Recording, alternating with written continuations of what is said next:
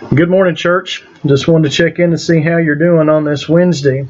I know things have changed a lot recently, and again, there may be more changes coming, like we talked about the last time we got together online.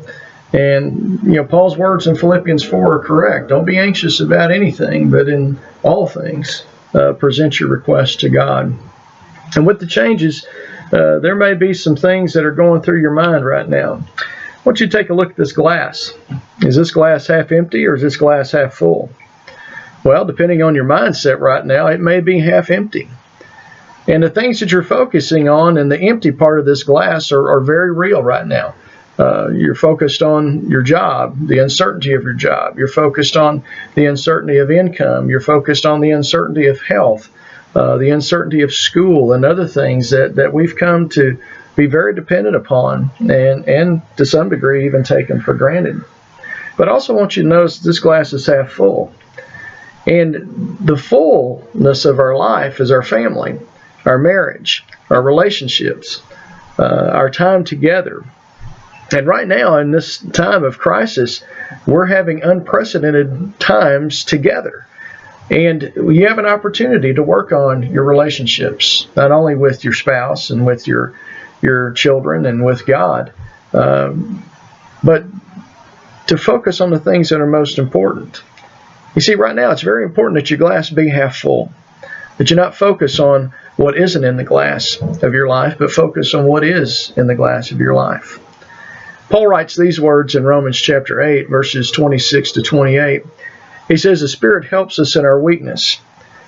Right now, our weakness is what isn't in this glass. Our weakness is the uncertainty of life. And the Spirit helps us with that. And we connect with the Spirit through prayer and meditation. And the Spirit helps us. Paul goes on to say that we don't know what to pray for as we ought to. In times of confusion, that's the case.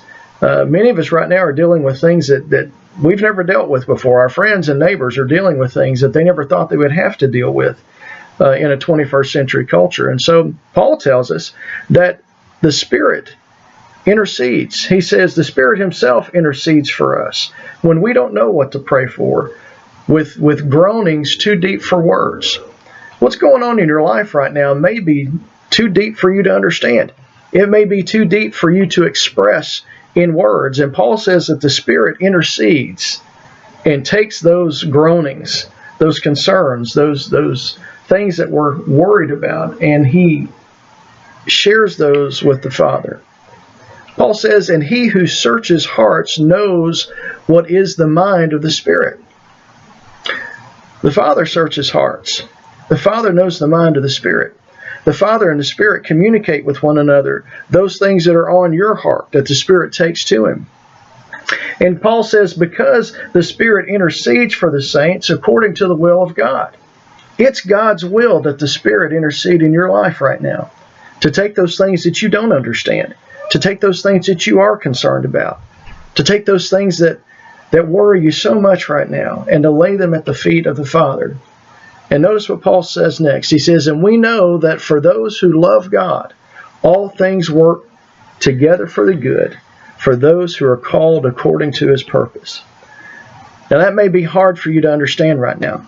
In fact, that's hard for a lot of us to understand right now. How can this crisis be working for the good? Well, I guarantee you can step back right now and you can look on your life at things that have been a challenge, things that have been hard.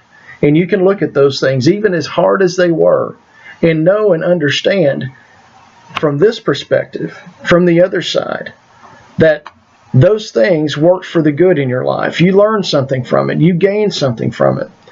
And friends and family, I don't believe that this is going to be any different. We're going to come out of this stronger, but we have to stay strong for one another. So focus on what's in the glass rather than what's not in the glass. Focus on your relationships. Get to know your kids. Have a conversation with them, and please don't sit around looking on your phones. You know as well as I do, we can go to a restaurant and see a family sitting at a table together for a meal, and they're all looking at their phone at the same time. Don't do that. Play games together. Have conversations together. Study the Bible together, and certainly pray together. We're all going to get through this together, and God's going to bless us and make us stronger through it. just wanted to check in with you today and let you know we love you and it's going to be all right.